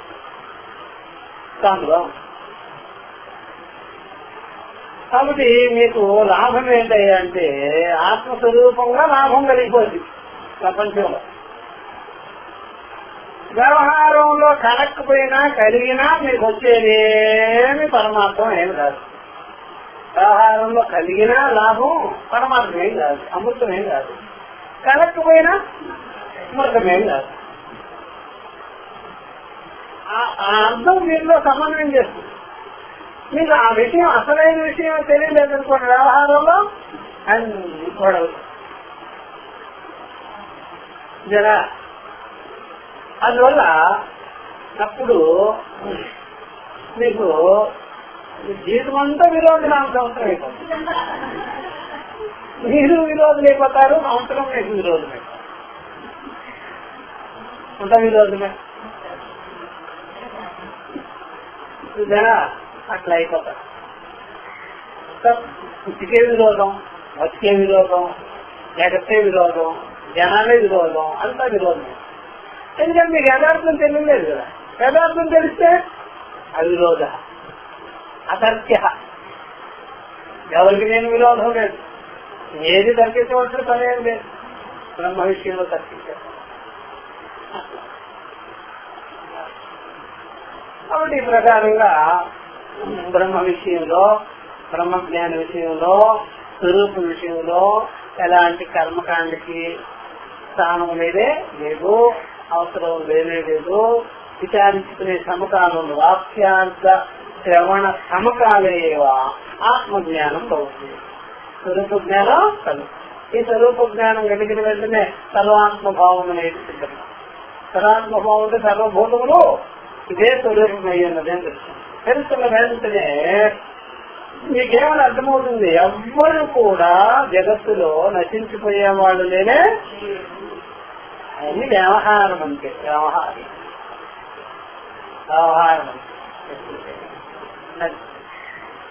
అర్థమైందా? మీరు ఒక వినాయకుడి బొమ్మను కొంటూ ఉన్నారు. కొనేటప్పుడు ఆ కొనేవాడి దగ్గర అది విరిగిపోయింది అనుకోండి, వాడు ఏం చేస్తాడు, వెంటనే తీసుకొని ముద్ద ఉంటుంది కదా దాన్ని వేస్తాడు. మీరు ఇంటికి పోయిన తర్వాత విరిగిపోతే వేసుకుంటారు. బాగా దగ్గరే విరిగిపోయింది అనుకోండి, అదే పర్వాలేదు అక్కడ పడేయమ్మా, ఇంకో హద్దు చేసిస్తాను. అట్లా మీకు జ్ఞానం ఉన్నది అనుకోండి, ఎన్ని వినాయకులు విరిగిపోయినా ప్రాబ్లం కట్టమంటే తయారు చేస్తాను. జ్ఞానం లేదనుకోండి, విరిగిపోతే అట్లాగా అర్థమైందా? అది కాదు. అందుకని ఏమి గొడవలు ఉండవు, ఏం అవకతవకలు ఉండవు, ఏం పోయింది లేదు, వచ్చింది లేదు, ఏం విషయం తెలియాలి. కాబట్టి ఈ బ్రహ్మజ్ఞాన విషయంలో ఎలాంటి క్రియాకలాపాలనే అభిషేకము బ్రహ్మము, బ్రహ్మములకు శాస్త్ర ప్రమాణం ఎట్లు ఇంకొక శాస్త్ర క్షేపం ముందు వేసి ఇప్పుడు అడుగుతున్నారు. ఇది అవిషయే బ్రహ్మణ శాస్త్ర, ఇదే కదా చెప్పాల్సింది. అవిషయే బ్రహ్మణ శాస్త్రయోనిత్వానుభక్తి ఇది చేత ఈ వాక్యం చెప్పుకుంటాం, నెక్స్ట్ క్లాస్ లో చెప్పుకుంటాం. అవిషయ బ్రహ్మము విషయం కాదంటుంది కదా. విషయం అంటే అదేదో ఏదో దృశ్య విషయం కాదు, తెలియబడే విషయం కాదు. ఇలా మనం ఈ పుస్తకం చూస్తున్నట్టుగా మీరు చూసి ఇట్లా చూసినట్టుగా చూసేది కాదంటుంది కదా. నేనే మన స్వరూపమే అంటుంది కదా, ఆమష్మి అని చెప్పారు కదా. మరి అలాంటప్పుడు దీనికి శాస్త్రం ప్రమాణం ఎలా అవుతుంది? శాస్త్రం ద్వారా ఇది తెలియవలసి ఉన్నది. శాస్త్ర ప్రమాణంగా విచారం చేయాలి, శ్రవణాదులు చేయాలి అని మీరు ఎలా చెప్తారు? శాస్త్రం దీనికి ప్రమాణం. యోని అంటే ప్రమాణం, శాస్త్ర అనుభూతి, శాస్త్రమే దీనికి ప్రమాణం ఎట్లగురు అని క్వశ్చన్ చేశారు. చూసారా? అది బాగుంది. శాస్త్రం ప్రమాణము. ఇంకో బ్రహ్మ, ఇదిగో బ్రహ్మ, ఇదిగో పుష్పం ఎలా ఉంది, ఏమో ఎలా ఉంది, దాని రంగు ఎలా ఉంటుంది, దాని సైజు ఎలా ఉంటుంది, అక్కడ ఏమన్నా చెప్పిందా? అట్లా చెప్పదు శాస్త్రం. ఏమని చెప్తుంది? నీవే అయి ఉన్నావు. అట్లా చెప్పేదానికి ముందుగా ఇది బ్రహ్మం కాదు, ఇది బ్రహ్మం కాదు, ఇది బ్రహ్మం కాదు, ఇది బ్రహ్మం కాదు, ఇది బ్రహ్మం కాదు, ఇది ఇది ఇదేని మీరు ఎంతవరకు అంటే అది కాదు కాదు కాదు కాదండి. చివరికి ఎక్కడికి రావాలి? ఈ నేనే బ్రహ్మం మొదలు గాని ఇది ఇది అనేది బ్రహ్మం మాత్రం కాదు. ఇది అనేది అంతవరకు ఉంటుందో అంతవరకు ఓపిగ్గా నెగ్లెక్ట్ చేస్తూ చూసారా, చివరికి అహం అనేటువంటి దాని దగ్గరకు సాగుతుంది. అహం అనేది చైతన్యమా, ఇది అనేది చైతన్యమా? ఇది అనేది జడం, అహం అనేది చైతన్యం. ఇప్పుడు గోడ అహం అంటుందా లేకపోతే ఏమందా? గోడ ఇదం. శరీరం అహం అంటుందా, శరీరం ఇదమా? కాబట్టి శరీరాన్ని వాడుకునేవాడు, ప్రాణాన్ని వాడుకునేవాడు, మనసును వాడుకునేవాడు, బుద్ధిని వాడుకునేవాడు అతడొక్కడే అహం. ఆ అహము దేహేంద్రియ అభిమానమా లేకపోతే దేహేంద్రియాల విలక్షణమా? దేహేంద్రియ అభిమానం అయితే మళ్ళీ ఇలాంటి చూపిస్తారు. మళ్ళా ఇదిగో అది కూడా దేహేంద్రియాల విలక్షణమైనది అహం కేవల చైతన్యం, చిత్ అది ఒక్కటే అవేర్నెస్, ఇదొక్కటే చైతన్యం, ఇదొక్కటే ఆత్మ. ఈ ప్రకారంగా అన్నిటి నెగ్లెక్ట్ చేసి ఆత్మ ఏకత్వ జ్ఞానాన్ని కలిగించడమే శాస్త్రం యొక్క పద్ధతి అని చెప్పాలి ఆయన సమాధానం. కాబట్టి అవిషయమైన బ్రహ్మమునకు శాస్త్రం ఎలా ప్రమాణము అని చెప్పగానే సమాధానం కూడా అవిషయమైన బ్రహ్మమునకు శాస్త్రం ఇలా ప్రమాణము అని. ఇలా ప్రమాణము అనగానే అవిషయమనే చెప్తుంది శాస్త్రం కూడా. నీవే అని చెప్తుంది, నీవే అని చెప్తుంది. ఇది అని మాత్రం మనం ఎప్పుడు చూసినా ఇది ఇది ఇది అని చెప్తాం చూసారా. ఇప్పుడు ఇది ఇది అనేటప్పుడు చాలా మంది జనం చేస్తారా? అహం అహం అనేటప్పుడు చాలా మంది జనం చేస్తారా? చెప్పండి. ఇది ఇది అని చెప్పారనుకో చాలా మంది జనం వస్తారంట. అక్కడ ఎవరో పాప అక్కడ దళైలామా గురించి చెప్తుంది, ఆ జన్మ గురించి చెప్తుంది, ఏ జన్మ గురించి చెప్తుంది అంటే సందర్భానికి తెరణానికి వచ్చేస్తారు జనం. నేను బ్రహ్మం అని చెప్తుందండి, ఆ నేను అనేది బ్రహ్మం అని అంతే కదా, దానికి రాదు ఎవరు. ఇంక ఇట్లాంటివన్నీ చెప్తుంటే అక్కడేదో ఉంది, ఇక్కడేదో ఉంది, అదేదో ఉంది, ఇదేదో ఉంది, లేకపోతే ఇండియా నాశనం అయిపోద్ది, ఆ దేశం నాశనం అయిపోద్ది, ఈ దేశం ఇండియా నాశనం అవుతావు, నువ్వు నాశనం అవుతావు. ఇట్లా పరీక్షలు మాటలకి మాత్రం జనాలకు ఒకసారి ఎందుకు పరీక్షరాలు.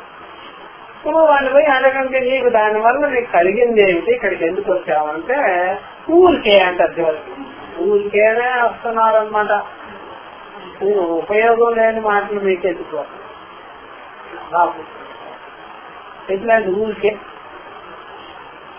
ఏం దానిగా ఉపయోగం అని నీకు అన్ని విచిత్రమైన అంటే ఉపయోగం. కాబట్టి చెదతే నిజం కాదంటే జన్మ నిత్యం అవుతా, జన్మలే నిత్యం కాదయ్యా అంటే గత జన్మ నిత్యం అవుతా, రాబోయే జన్మ నిత్యం అవుతుందా? ఏది నిత్యం? అట్లా ఇది అర్థమైతే అట్లాంటివన్నీ ఉంటాయా? చూసారా, ఈ జన్మే నిత్యం కాదయ్యా అంటే గత జన్మ నిత్యమా, రాబోయే జన్మ నిత్యమా? బ్రహ్మ మొదలు పీడక పర్యంతం నిత్య జగత్వం చెప్తున్నప్పుడు ఏది నిత్యం అని పెడతావు? ఆ విషయాలు తెలియకపోవడం బట్టి జనానికి ఉంటే సరిగెత్తుతూ ఉంటారు, బుద్ధి లేకుండా. కాబట్టి మీరు యథార్థం తెలుసుకున్న వెంటనే అవిషయమయ్యా అంటే ఆత్మ అని. సరే, అవిషయం మీన్స్ ఆత్మ. కాబట్టి ఆత్మ అవిషయమే, విషయం కానీ అనాత్మ విషయం. అనాత్మ జనాలు పోగొతున్నారంటే అది పనికిరాని చేయలే. అది జ్ఞానము కలిగించదో ఇంకెందుకు పనికిరాదు, దానికి పోగైపోతారు. తాననే తత్వానికి మాత్రం అమ్మడు అక్కడ కాదు. ఎందుకనే అది ఇంద్రియాలకి ఏమి అంటేదిగానే అది బాంబు. ఇలాగా ఈ వాక్యం చెప్పేసేది నెక్స్ట్ క్లాస్ లో మనం చెప్పుకుంటున్నా. అట్లా చెప్పొద్దు అంటున్నారు. శాస్త్ర ప్రమాణం ఎట్లా అవుతుంది, శాస్త్రం చేత తెలియవలసింది కాదు కదా అని చెప్పేదానికి దానికి చెప్తున్నారు. ఇక్కడ అవిద్య కల్పిత భేద నివృత్తి పరస్మాత్ శాస్త్రస్య నహి శాస్త్రం యదంతయా విషయభూతం విషయభూతం బ్రహ్మ ప్రతిపాదయిష్యతి కిం తర్హి వ్యక్తిగతత్వేన అవిషయతయా ప్రతిపాదయత్ అవిద్యా కల్పితం వేద్య వేదితృవేదనాది భేదం అపనయతి తథా చ శాస్త్రం యస్య మతం తస్య మతం మతం యస్య న వేదసః. కాబట్టి అవిషయత్వే బ్రహ్మణ శాస్త్ర యోనిత్వ అనుభవతి చేతన. అయ్యా అవిషయమైన బ్రహ్మములకు శాస్త్రమే ప్రమాణం అని ఎట్లా చెప్తారు మీరు? ఆ విధంగా చెప్పేదానికి వీలు కలగదంటే అట్లా అనొద్దు. అవిద్యా కల్పిత భేద నివృత్తి పరస్వాత్ శాస్త్రస్య అవిద్యా కల్పితమైన అవిద్య చేత కల్పించుకున్నా మనం అవిద్య చేతనే కల్పించుకున్నాం. ఏమి ఉన్నా సరే అజ్ఞానం వల్లనే కల్పించుకున్నాం. ఏదైతే శరీరం తెచ్చుకున్నది అవిద్య చేతనే తెచ్చుకున్నాం శరీరం. లేదా మీరు ఏ పనులు చేస్తున్నారో అదంతా అవిద్య వల్లే. అర్థమైందా? అదంతా అంటే అవిద్య. ఏ పనులు చేసినా సరే, మీరు ఏదైనా సరే, ఏ పని చేసినా సరే అదంతా అవిద్య వల్లే చేశారు. అవిద్య అంటే ఏదో తెలుసు మీకు? అజ్ఞానం మనం చెప్పేస్తున్నాం. మనం అజ్ఞానం అంటే ఏమిటి? దాని వివరణ ఉండాలి కదా. ఒకదాని ధర్మాలు ఒకదాని మీద అంటించి చేస్తాం పని కదా. అది ఒకదాని ధర్మాలు ఒకదాని మీద ఆపాదించుకొని పని చేస్తాం. అప్పుడు నాకు ఎప్పుడైనా సరే బాగా గుర్తుపెట్టుకోవాల్సింది,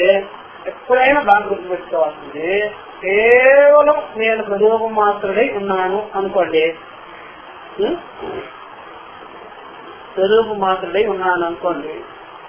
అప్పుడు మీరు శరీరం పెట్టుకోనే ఉండండి, జ్ఞానము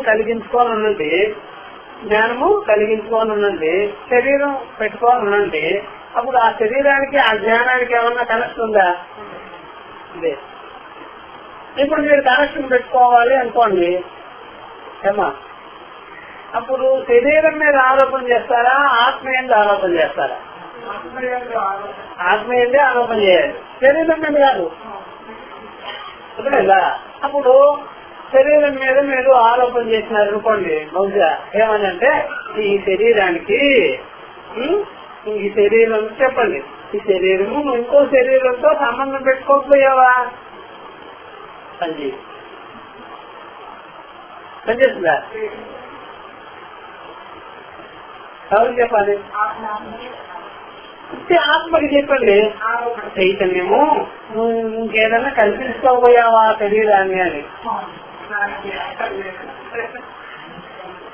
అర్థమైందా? ఆ శరీరాన్ని, ఆ చైతన్యాన్ని నేనే అనుకోండి, అహంకారం పుట్టుకొస్తుంది. ఆ అహంకారాలు చెప్పండి ఏమని, నువ్వు ఏదైనా సరే కల్పించుకోవచ్చు కదా. నేను కల్పించుకునేదానికే. ఇప్పుడు అక్కడ గంధకం ఉందనుకోండి, ఇక్కడ ఏదో బొగ్గుపోటు ఉందనుకోండి, నువ్వు వేద కొడతా అంటే బొగ్గు నేనేం పెడతాను. గంధకం పేడమని చెప్పండి, వెళ్ళిపోతాము. రెండు కలపండి, వెళ్ళడానికి సిద్ధమైపోతాం. అట్లా అహంకారం రావడమే తగవు. నేనే నేను అనుకునే భావన వచ్చిందే తాడు ఏదో చేస్తాను సరే ఏదో చేస్తాను. కాబట్టి వివేకం ఉన్నవాడు ఏదో చేస్తానంటాడా, అహంకారం నేనిది అనుకున్నవాడు ఏదో చేస్తానంటాడా? నేనిది అనుకున్నవాడు చేస్తాడు. వివేకం ఉన్నవాడు ఆత్మకి శరీరానికి ఏమి కనెక్షన్ లేదో అని చెప్పేస్తాడు. ఏం చేస్తాడు? నిజమేనా? చక్రాలు ఓడబెడితేది వివేకం, అదేం గట్టేది ఏముంటుంది? చక్రాలు అందించేదేమో అవివేకం, అది నడిచే పని ఉంటుంది. ఇక్కడేమో ఓడి పెరికేస్తాడు, అన్ని నచ్చిన ఓడి తీసేస్తాడు. ఓడి తీస్తే ఏం కదులుతుంది? మళ్ళీ కదలదు. కాబట్టి అవివేక లక్షణమైనటువంటి శరీరమే నేననే భావం పెట్టుకొని ఎవరైనా సరే అన్వేషించుకునేదానికి ఆల్రెడీ అన్వేషించేస్తున్నారు. వేదం పడిపోయింది, దానివల్ల ఇంకా కాపీగా వెళ్ళిపోతాయి అంతే. అర్థమైందా? అందువల్ల ఎప్పుడైనా సరే మాస్టర్ కాపీ తయారవుతే దాన్ని మిగిలినవన్నీ ఈజీ. మాస్టర్ కాపీ తయారయ్యేదాన్ని కష్టం, కొద్దిగా ఎక్కువ. తర్వాత మాస్టర్ కాపీ నేననే తయారైపోయింది కదా, నేను ఇది అని మిగిలినవన్నీ ఆటోమేటిక్ గా ఇక వ్యవహారం. ఇది అవిద్యా కల్పితం అంటాం. దీని ఏమంటారు? ఒకదాని ధర్మాలు ఒకదాని మీద వేసుకొని ఏదో ఒక పని అది చేయాలి మొదలు. అర్థమైందా? ఇది అవిద్య. కాబట్టి అవిద్యా కల్పిత భేద నివృత్తి పరస్పర శాస్త్రము అవిద్య చేత కల్పింపబడినటువంటి భేదములున్నాయే వ్యవహారాలు, వాటిని నెగెక్ట్ చేసేదానికే వచ్చిందే గాని అవిద్యని నూరిపోసేదానికి భక్తుడు కానీ అవిద్యను నూరిపోసేదానికి కర్మకాండ ఏమన్నా అట్లా చేయాల్సిందే గాని ఉపనిషత్తు జ్ఞానం మాత్రము, బ్రహ్మ విద్యా శాస్త్రం మాత్రం అలా చేయలే. కాబట్టి అవిద్య చేత ఆల్రెడీ కల్పించుకున్న దాన్ని నెగేట్ చేసేదానికి శాస్త్రం ఉన్నదే అని చెప్తాం. అంతేగాని నహి శాస్త్రం ఇదంతయా విషయభూతం బ్రహ్మ ప్రతిపాదయితి. ఇంకో మాట కొద్ది శాస్త్రము బ్రహ్మం ఇదిగో ఇక్కడుంది అక్కడుంది అని చెప్పలే. ఇట్లాంటివి అహమస్మి అని చెప్తుంది. ఇంకా ఏం చెప్తుంది? అహమస్మి, సర్వభూతములు ఎందుండే నేనే బ్రహ్మము అని చెప్తుందే గాని ఇది అని మాత్రం చెప్తుంది. రెండవది అది ఏం చెప్తుంది అని అడిగాడు. ప్రత్యేగాత్మత్వేనా అంతరాత్మగానే ఈ బుద్ధిని వాడుకునేవాడు గానే ఎవరున్నాడో ప్రతిగాత్మత్వేనా అవిషయతయా. ప్రతిగాత్మని అవిషయతయ అంటే ఇది అని చెప్పడం అహమస్మి అభేదం అని చెప్తుంది. అవిషయతయా ప్రతిపాదయత, అవిషయంగానే అంటే ఆత్మగానే అపరోక్షంగానే చెబుతూ అవిద్యా కల్పితమైనటువంటి వేద్య వేదిత్రివేదనాది భేదం అపనయితి. నేను తెలుసుకునేవాడిని, నాకు తెలివి ఉంది, ఈ తెలియబడేది అనేటువంటి త్రిపుటం లేదా మూడు మనలో వాటిని కంప్లీట్ గా నెగెట్ చేస్తారు. ఇది ఉంటుంది అందరికి ఉంటుంది. ఏదే నేను తెలుసుకునేవాడిని అనే అహంకారము, నాకు ఇంద్రియాలున్నాయి అనేటువంటి దేహేంద్రియాల ఆరోపము, విషయాలున్నాయి అనేటువంటి విషయ సంబంధము, ఈ మూడు పెట్టుకొని ఉంటారు ఎవరైనా సరే. వాటిని నెగెట్ చేసి అహం సాక్షి అనేది చెప్తారు. అందుకని వివేకం కలిగించుకున్న వాడికి అహం సాక్షిగానే ఉంటాడు. ఈ మూడు ఉన్నాయనడం అది బాగుంటుంది. ఈ మూడు ఉన్నాయనడం అది ఎట్లాగయ్యా అంటే, ఎప్పుడైనా సరే ఫ్యామిలీ ప్లానింగ్ చేసుకున్న వాళ్ళకి నా పిల్లలు పుడతారు అని ఎలా అనుకోరో అర్థమైందా? సరే గర్భసంఖ్యను పెరిగించుకున్న వాళ్ళ పిల్లలు పుడతారు అని ఎలా అనుకోరో, అలాగే జ్ఞానం కలిగించుకున్న వాడికి త్రిపుట ఉన్నది. నాకు ముద్ద త్రిపుట అనే సంఖ్య ఉన్నది అని చెప్పం. త్రిపుటి ఏమి లేదు. త్రిపుటి అని పెట్టుకోండి ఇక అర్థమైందా? జ్ఞానం కలిగించుకున్నవాడు ఏముంటుంది ఆయన దగ్గర? ఏమై ఉంటాడు? నేను సాక్షి, అహం సాక్షి అనేదే ఉంటుంది. త్రిపుటి ఉండదు. త్రిపుటి ఎవరికి ఉంటుంది? సంసారి అయిన వాడికి, అజ్ఞాని అయిన వాడికి త్రిపుటి ఉంటుంది. త్రిపుటి అంటే అర్థమేంటి? నేను తెలుసుకునేవాడిని, నా దగ్గర ఇంద్రియాల కట్ట ఉంది, విషయాల సంబంధం పెట్టి ఇవి పెట్టుకో ఉంటాడు. ఇవి పెట్టుకొని ఉన్నాడు అనుకోండి, నెచ్చిన పెద్ద బండరాయి లాగా ఉంటుంది. ఇది తమాషా కాదు. నాకు ఇంద్రియాలంతా ఉన్నాయి, నేను తెలుసుకునేవాడిని, చేసేవాడిని, నాకు సంబంధం ఇంద్రియ విషయాలతో సంబంధం ఉంది అని త్రిపుటి పెట్టుకోండి. అంటే మాయల ప్రక్రియకి ఏ విధంగా దండం, మంత్ర దండం ఉంటుందో వీడికి సంసార దండం ఇదే, త్రిపుటి దండం. ఈ వివేకం కలిగించుకున్న వాడు త్రిపుటి రహితమైన జ్ఞానం ఉంటుంది. త్రిపుటి అంటే విదిత అవిదితాలు ఉండవు. ఈ కర్త అదే ఈ జ్ఞాత జ్ఞానం జ్ఞేయం అనే త్రిపుటి నెగేట్ అయిపోయి ఉంటుంది. అది పోయి ఏముంటుంది? కేవల సాక్షి. కేవల సాక్షిగా ఉన్నవాడు ఇలా జంప్ చేయడు. వీడేం చేసేవాడు? జంప్ చేస్తాడు. జ్ఞాత ఏం చేస్తాడు? ఇంద్రియాల్లోకి జంప్. ఇంద్రియాలతో ఎక్కడికి జంప్ చేస్తాడు? విషయాల్లోకి. 3 జంపింగ్లు ఉన్నాయి వీడికి. అర్థమైందా? అది బాగా గుర్తు.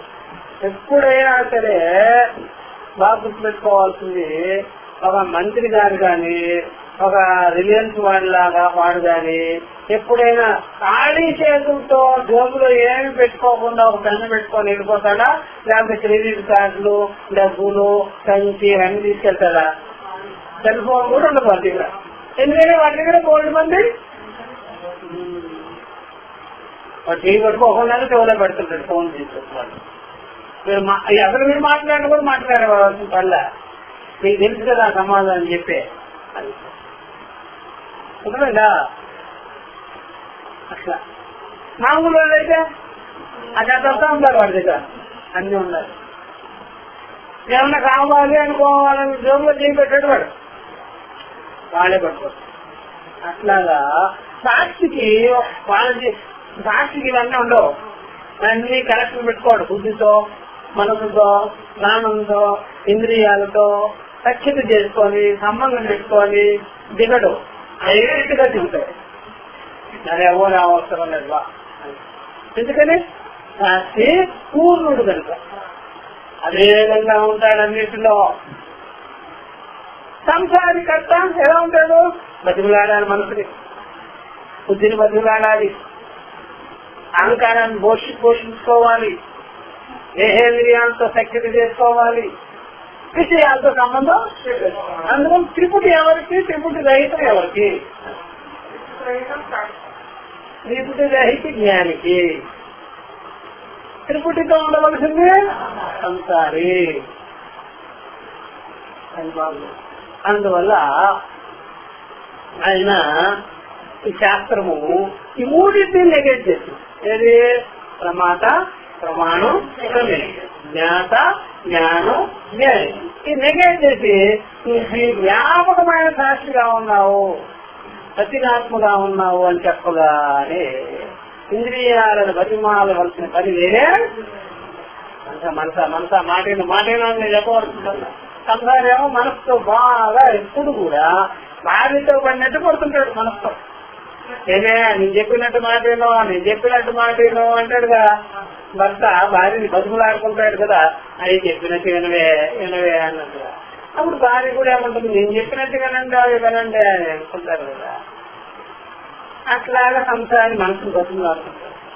నువ్వు ఊరికేమో బాబు ఇంత ప్రాబ్లం గా ఉన్నావు, ఏవేవో కల్పన చేస్తావు, అట్లా చేస్తావు, ఇట్లా చేస్తావు అని మనసుని బాగా ఎప్పుడు చూసినా నిమురుతూ ఉంటాడు. ఎవరో సంసారి. ఇవేంటి? అదొక నువ్వేంటి? నీకు నేను లోబడి ఉండవచ్చు. నువ్వేమో చెత్త కబుర్లని చెప్తే అసలు నువ్వు నేనే చెప్పు. సరాసరిగా ప్రకాశిస్తాడు. సరాసరిగా ప్రకాశించేటప్పుడు వీడికి ఒక ప్రాబ్లమేటిక్ గా ఎవరు లేనే. చూసారా? అందువల్ల ఆ జ్ఞానం కలిగిస్తుంది శాస్త్రం. వీటిని నెగెట్ చేసి తనంత స్వతంత్రమైనటువంటి సాక్షి స్వరూపంగానే ఉన్నావు, నువ్వు బ్రహ్మమే అయి ఉన్నావు అని చెప్పగానే ఇప్పుడు ఏమైపోతే తాడు ఎందు పాములా నెగెట్ అయిపోగానే ఏమనండి కేవలం చిన్మాత్ర ఘన స్వరూపమైన సాక్షి. అది శాస్త్రం పని. అంతేగాని ఇది బ్రహ్మం అనే ఇది బ్రహ్మే. ఓం సహనావతు సహనౌ భునక్తు సహ వీర్యం కరవావహై తేజస్వినావధీతమస్తు మా విద్యావహై.